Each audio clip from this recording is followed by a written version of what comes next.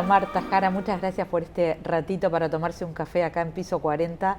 Es un placer conversar contigo. Igualmente, Karina, un gusto siempre. Que ya nos conocemos de la vuelta, pero hay mucho para conocer de Marta porque ha tenido una carrera tan diversa y tan curiosa, diría yo.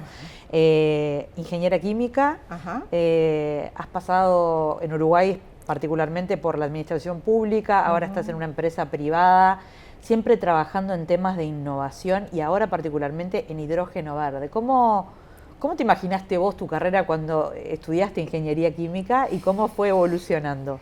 Mira, en principio yo quería estudiar ingeniería nuclear y había que hacer un par de años de alguna carrera básica y al cuarto año de una ingeniería o de una ciencia podías dar el examen para ir al Instituto Balseiro en Argentina.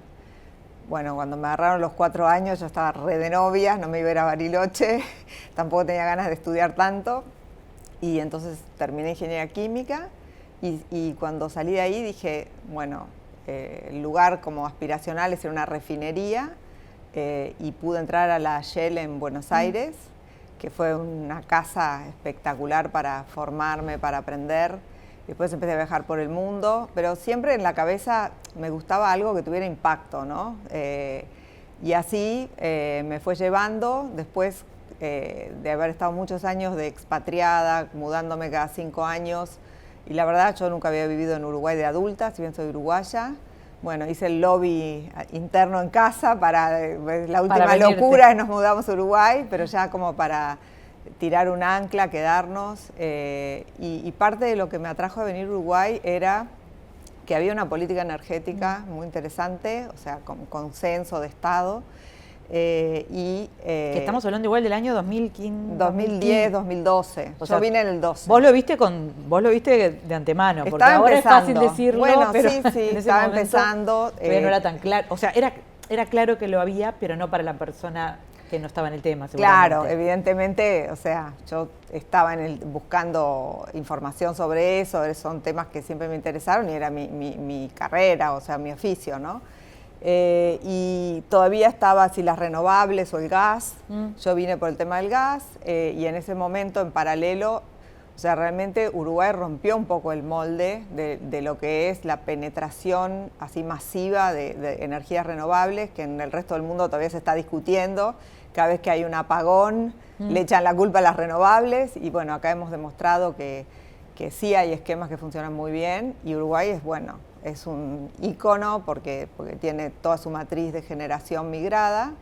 ¿Eso lo ves cuando vas al exterior, por ejemplo? ¿Lo percibís de que Uruguay es considerado? O cuando lo decimos, la gente dice, o sea, no es que lo tienen tan presente, ¿no? Como decís tú, salvo gente que está muy metida en el tema, pero incluso profesionales de la energía, de repente, no somos tan chiquitos que sí, es un mercado que no mueve la aguja del mundo, eso está claro, pero a efectos de demostrar conceptos, y eso es bien importante para el hidrógeno, por ejemplo, claro. Es un lugar espectacular, ¿sí? ¿Cómo te parece que se fue dando eso? Y también me interesa tu punto de vista dual, ¿no? Desde la administración pública y ahora desde lo privado estás trabajando en una empresa de hidrógeno verde, Ventus, que vos me comentabas que ha crecido fantásticamente y es uruguaya. Sí, ahí te cuento. Después entré en ANCAP. Claro. Y ahí ya, cuando entré, que fue en el 2015, el 2016, sí, perdona, fue en el 2016, ahí ya estaba bien claro el avance que se estaba logrando con las energías renovables. Y desde una empresa petrolera como ANCAP, que muy particular porque no es que tiene recursos fósiles para explotar, empecé a plantear y se generó todo un tema, también trabajando con el ministerio y con todos los equipos, de, bueno, ¿y qué rol puede tomar una empresa que tiene que empezar a hacer más de energía, ¿no?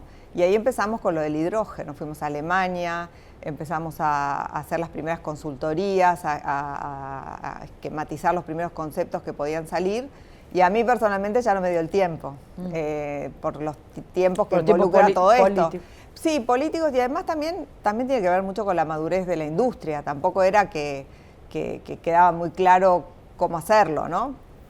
Y cuando salí de ANCAP, yo tenía conocimiento de la gente de Ventus, las anécdotas, uno de los dueños vivía abajo mío, cada vez que me lo encontraba en el ascensor, me decía, bueno, ¿cuándo venís? ¿Cuándo venís? Y bueno, había que dejar pasar un tiempo, lógicamente, después de haber salido de la administración pública, y en el 2021 empezamos a trabajar con el equipo que ya había armado Ventus, estaba Óscar Ferreño, que es de UTE, era de UTE, y bueno, otra gente, muy visionarios, una empresa que ahora cumple 15 años y los dueños tienen unos años más que mi hijo mayor.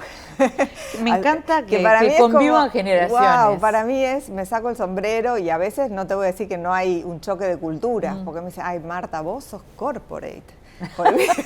Pues yo les pido las matrices de riesgo, las minutas, todo me gusta muy estructurado y ellos están acostumbrados a moverse de otra manera. Pero la combinación es bien poderosa, es bien poderosa. A veces en las conversaciones que tenemos les digo, che, ninguno de los dos perfiles puede quedar rehén de sus éxitos pasados. Ni yo me tengo que anclar en que todo tiene que ser con el libro de procedimientos de la gran corporación o de la administración pública, ni ustedes pueden seguir pensando de moverse como una startup. Claro. Ahora es una empresa que factura más de $100 millones. Una vez que pero nació con ese claro, esquema de lógico, pensamiento. Y eso realmente eso los hizo exitosos, ¿no? De claro. poder moverse así, de tomar, o sea, no tenían nada que perder, tomaron el riesgo de una tecnología nueva y lo hicieron muy bien. Se rodearon después de gente también más veterana y de buenos consultores, etcétera, armaron buenos equipos. Y una vez que se saturó el mercado uruguayo, porque la transición energética se completó, decidieron internacionalizarse y hoy el 80% de la facturación, por ejemplo, viene de Colombia.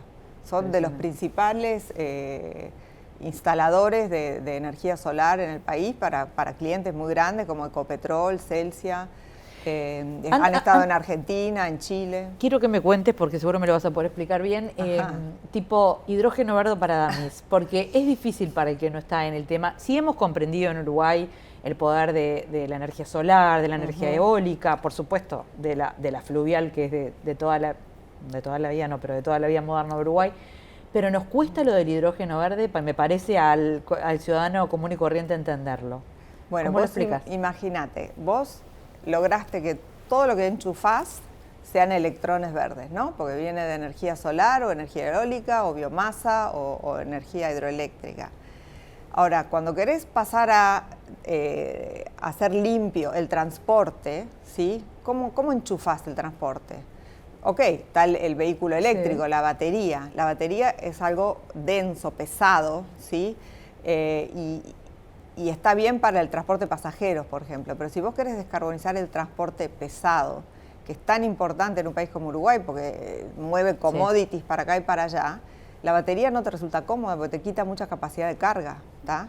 Entonces, hay otras pilas que se llaman celdas de combustible, que en vez de llenarse con cargarse con un enchufe, le pones el hidrógeno, que al combinarse con el oxígeno del aire genera electricidad. No deja de ser un vehículo eléctrico, pero es una forma de carga diferente. Claro, digamos. Podés cargar un camión en tiempos equivalentes a lo que lo cargas con un diésel, ¿sí?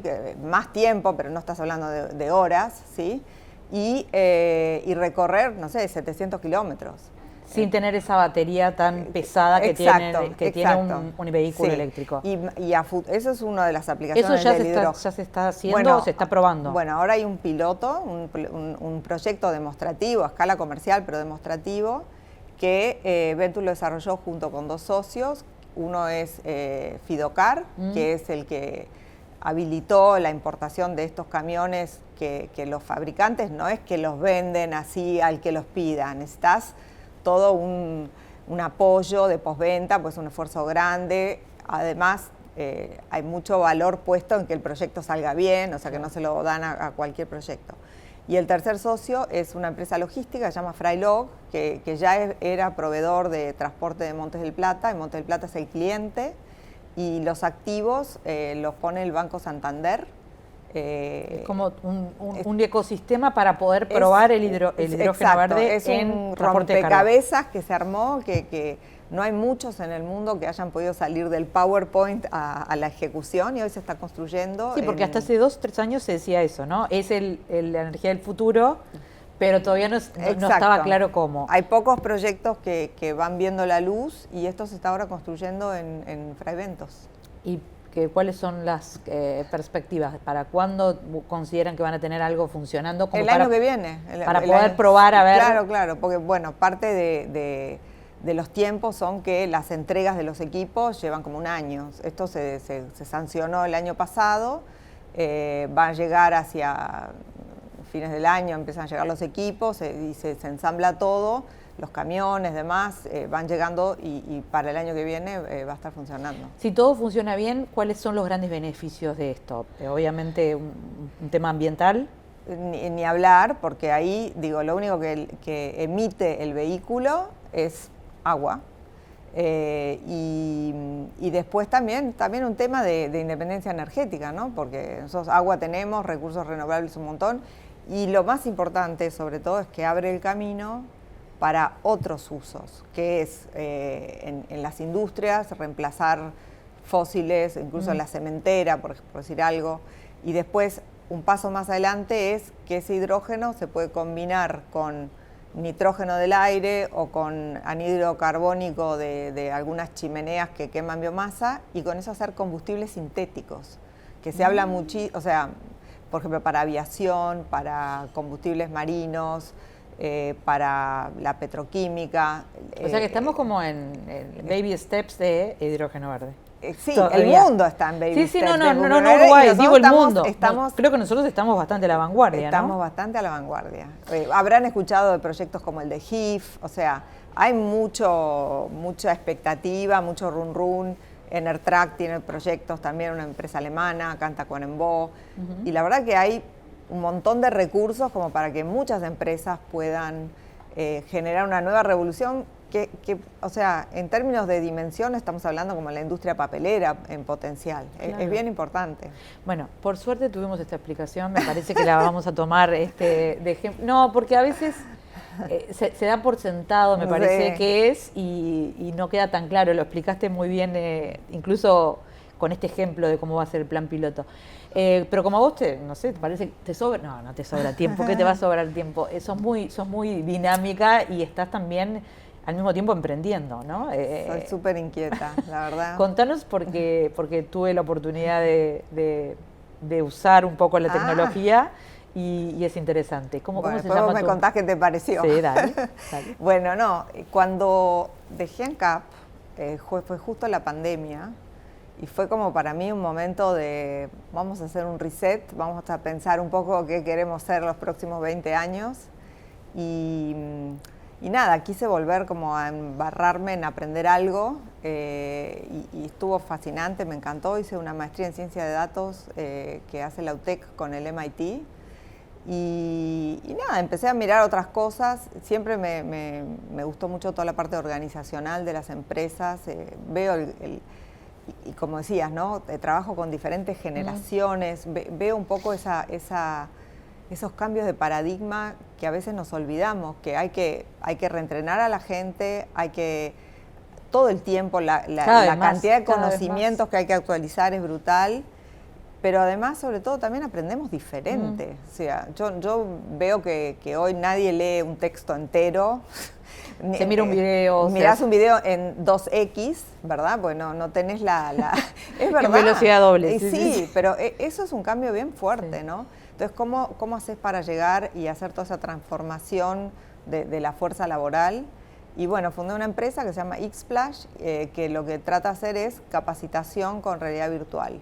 O sea, simular, porque aprendemos haciendo. Está súper interesante. Te pones los Googles, los lentes de realidad virtual. Ahora te voy a confesar, un poco lo que me pasó es que es como que uno quiere desplegarse en 1000 frentes, y el tema de la energía es como esos novios que no te dejan, que te vuelven a jalar. Y bueno, me estoy dedicando muchísimo tiempo al tema del hidrógeno. Pero bueno, tengo... Siempre los equilibrios son complicados. Claro, pero bueno, la verdad que está ahí. Sí, disfruto eso de tener más de 60 años y tener esa posibilidad de tener un portafolio de actividades en los que dosifico mis horas donde creo que le van dando mayor valor. Hay muchas cosas que ya no tengo que hacer. Hay algo que fue transversal a la entrevista y me parece muy interesante porque ha cambiado, y es esta convivencia de generaciones, pero incluso en el mismo nivel, porque antes había convivencia de generaciones, pero era lo jerárquico, ¿no? Y ahora lo que veo es que mucha gente que se estaba retirando en el pasado vuelve o sigue en el mercado laboral, incluso conviviendo no necesariamente jerárquicamente con generaciones más jóvenes. ¿Le ves un valor a eso importante? ¿Te parece que está pasando? A ver, pienso que no es algo nuevo en el sentido que siempre el senior, ¿sí? Muchas veces se hace a un costado porque la ejecución, la inmediatez, los reflejos, ¿sí? Le pertenecen a una edad. Claro. ¿Sí? La reflexión, la visión de largo plazo, la atemporalidad, ese glue, como se dice en inglés, le pertenece muchas veces al maduro, ¿sí? Entonces yo creo que esa combinación es espectacular.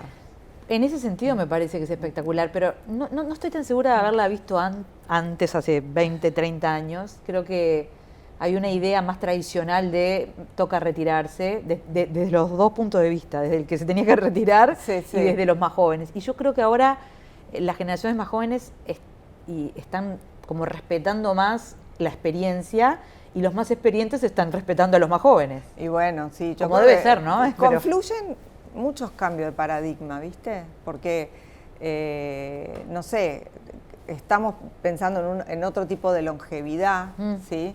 Entonces, claramente, no es que me retiro porque me quedan 10 años para chochear, no. Yo en mi casa se ríen, pero yo digo, mira... Yo no me voy a retirar nunca, si vos... No, pero yo me planteo vivir más de 100 años. Se ríen, pero yo no lo tomo como un chiste. Porque yo veo mucha gente que tiene 90 y pico, está fenómeno, y que no hace ni la mitad de las cosas, o no hizo la mitad de las cosas que hago yo, preventivas desde hace... no sé, 10 años, 15 años, ¿no? Claro. Entonces, nada, yo basado en la ciencia tengo esa expectativa y no me puedo imaginar estar 40 años sin producir, ¿me entendés? Bueno, nuestros sistemas provisionales también ya están dando muestras de que algo tiene que cambiar. Sí, pero digo, la verdad, uno compara con los abuelos, los padres, y el nivel de energía que tenés, el nivel de ganas de seguir aprendiendo, es diferente. Entonces hay que replantearse el rol, yo creo. Por otro lado, si me decís, ¿te interesa estar trabajando 12 horas por día? No, me interesan otras cosas también. Ya hay otras condiciones. Claro. ¿Qué papel jugó Piso 40 en toda cómo te estás replanteando vos también tu carrera y cómo te ves?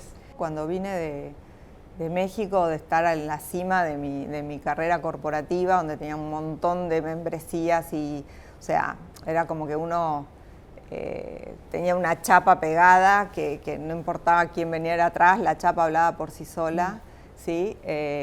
Cuando decidí, de alguna manera, tomar el riesgo de cambiar de vida, de soltar esa estructura, yo dije, bueno, la verdad que hay cosas de mi vida pasada que creo que valen la pena, que aunque me signifiquen una inversión, yo confío que me va a rendir.